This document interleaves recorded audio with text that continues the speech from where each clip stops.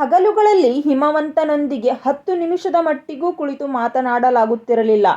ಊಟಕ್ಕೆ ಕುಳಿತಾಗ ಹೆಚ್ಚೆಂದರೆ 4 ಮಾತು. ಲೈಬ್ರರಿ ಹೇಗಿದೆ? ಪುಸ್ತಕಗಳೆಲ್ಲ ದೊರೆತಿವೆಯಾ? ಎಂಟ್ರೆನ್ಸ್ ಪರೀಕ್ಷೆಗೆ ಎಷ್ಟು ದಿನ ಉಳಿಯಿತು? ಅಷ್ಟರಲ್ಲೇ ಮಾತು ಮುಗಿದು ಹೋಗುತ್ತಿತ್ತು. ಮನೆಯೊಡೆಯ ಶಾಂತಯ್ಯನವರೊಂದಿಗೆ ಅದೆಂಥದ್ದೋ ವ್ಯವಹಾರ. ಮಾತನಾಡಿದ ದಿನದಿಂದಲೇ ಹಿಮವಂತ್ ಬದಲಾಗಿ ಬಿಟ್ಟಿದ್ದ ಅನಿಸತೊಡಗಿತ್ತು. ಬದಲಾಗುವುದಕ್ಕೆ ಬೇಸರವೇನಿಲ್ಲ. ಅವನು ಏನನ್ನು ಮಾಡಿದರೂ ಶುದ್ಧ ತಪಸ್ಸಿನಂತೆ ಮಾಡುತ್ತಾನೆ ಎಂಬುದು ಪ್ರತಿ ಕ್ಷಣಕ್ಕೂ ಅವಳಿಗೆ ಖಾತರಿಯಾಗುತ್ತಿತ್ತು.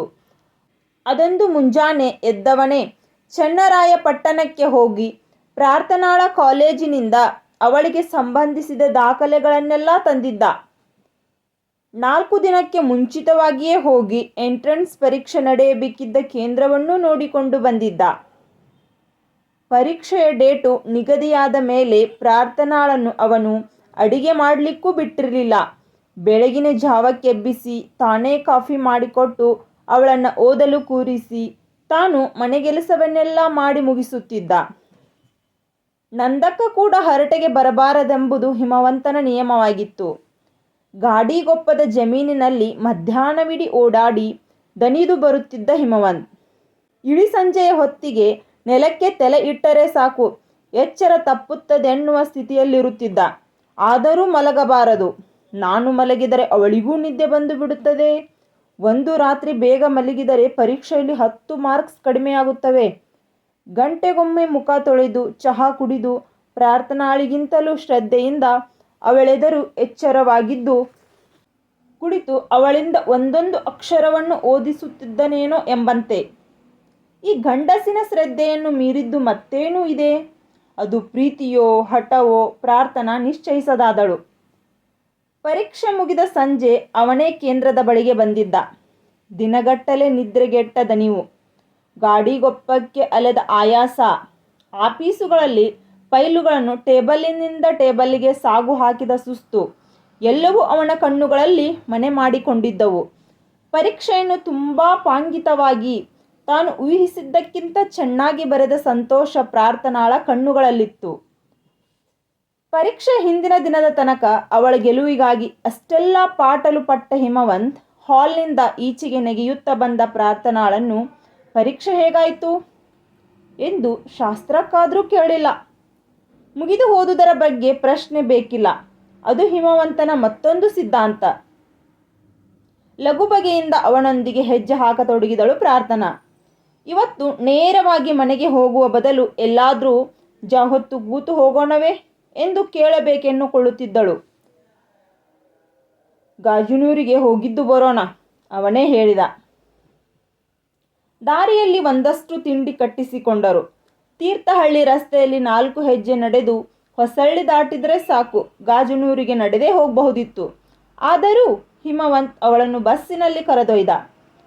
ಗಾಜನೂರು ಡ್ಯಾಮಿನ ವಿಸ್ತಾರವಾದ ನೀರ ಸಮ್ಮುಖದಲ್ಲಿ ಅದ್ಯಾವತ್ತೂ ಇಲ್ಲದವನು ಪ್ರಾರ್ಥನಾಳಿಗೆ ಅಂಟಿಕೊಂಡಂತೆ ಕಲ್ಲು ಬೆಂಚಿನ ಮೇಲೆ ಕುಳಿತು ಅವಳ ಹೆಗಲ ಮೇಲೆ ಹೌದೋ ಇಲ್ಲವೋ ಎಂಬಷ್ಟು ಹಗುರವಾಗಿ ಕೈ ಹಾಕಿದ್ದ.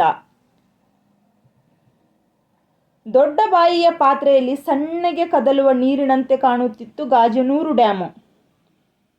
ಉರಿದು ಬೇಸತ್ತು ಸೂರ್ಯ ಎಲ್ಲೋ ಕ್ಷೀಣಗೊಂಡು ಕಣ್ಮರೆಯಾಗುತ್ತಿದ್ದ. ಪ್ರಾರ್ಥನಾಳಿಗೆ ಹೆಗಲ ಮೇಲಿದ್ದ ಹಿಮವಂತನ ಬಲಗೈ ಕ್ರಮೇಣ ಭಾರವಾಗುತ್ತಿದೆಯ ಅನ್ನಿಸತೊಡಗಿತ್ತು. ತನ್ನೆಲ್ಲ ಭಾವೋದ್ವೇಗವನ್ನು ಈ ಪರೀಕ್ಷೆ ಮುಗಿಯಲೆಂದೇ ಅದುಮಿಟ್ಟಿದ್ದನಾ? ಇವತ್ತು ತನ್ನೆಲ್ಲ ಭಾವೋದ್ವೇಗವನ್ನು ಈ ಪರೀಕ್ಷೆ ಮುಗಿಯಲೆಂದೇ ಅದುಮಿಟ್ಟಿದ್ದನಾ?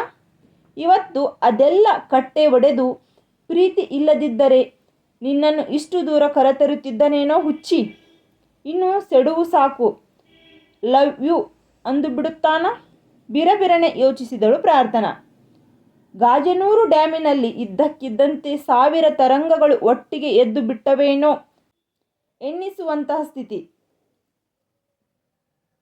ಹಿಮವಂತ್ ಅವಳಿಗೆ ಮತ್ತೂ ಹತ್ತಿರವಾಗಿ ಕುಳಿತಿದ್ದ. ಅವನ ಬಲಿಷ್ಠ ತೋಳು ಈಗ ಪೂರ್ತಿಯಾಗಿ ಅವಳ ಹೆಗಲ ಮೇಲೆ ಮಲಗಿತ್ತು.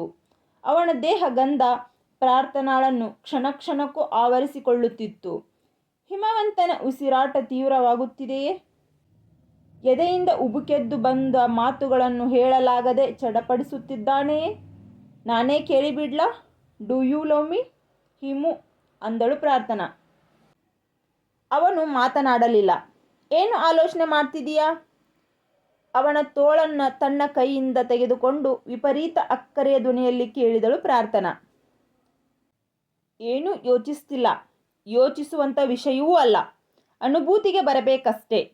ನಿಂಗೆ ಗೊತ್ತಾ ಪ್ರಾರ್ಥನಾ, ಕರೆಕ್ಟಾಗಿ ಇವತ್ತಿನ ದಿವಸದ ಇಷ್ಟೇ ಹೊತ್ತಿಗೆ ನನ್ನ ಜೊತೆಗೆ ಬಹುಶಃ ಇಷ್ಟೇ ಹತ್ತಿರವಾಗಿ ಕೂತುಕೊಂಡಿದ್ದ ಮತ್ತೊಂದು ಹೆಣ್ಣು ಜೀವವಿತ್ತು. ಅದೆಷ್ಟು ವರ್ಷಗಳಾಗಿ ಹೋದವೋ. ಅವಳು ಹೀಗೆ ನನಗೆ ಹತ್ತಿಕೊಂಡು ಕೂತಿರಬಹುದು. ಯಾಕೆ ಎದ್ದು ಹೋದಳೋ? ಅಸಲಿಗೆ ನೋಡೋಕ್ಕಾದ್ರೂ ಹೇಗಿದ್ದಳೋ? ಯಾವುದೂ ನೆನಪಿಗಿಲ್ಲ. ಇವತ್ತು ನನ್ನ ತಾಯಿ ತೀರಿಕೊಂಡ ದಿನ. ನಿನ್ನ ಪಕ್ಕದಲ್ಲಿ ಹೀಗೆ ಕೂತಿದ್ದರೆ ಅದೆಲ್ಲ ಮರೆತು ಹೋದ ಅನುಭೂತಿ ಮತ್ತೆ ನನ್ನದಾಗ್ತಿದೆ ಅನಿಸಿತ್ತು.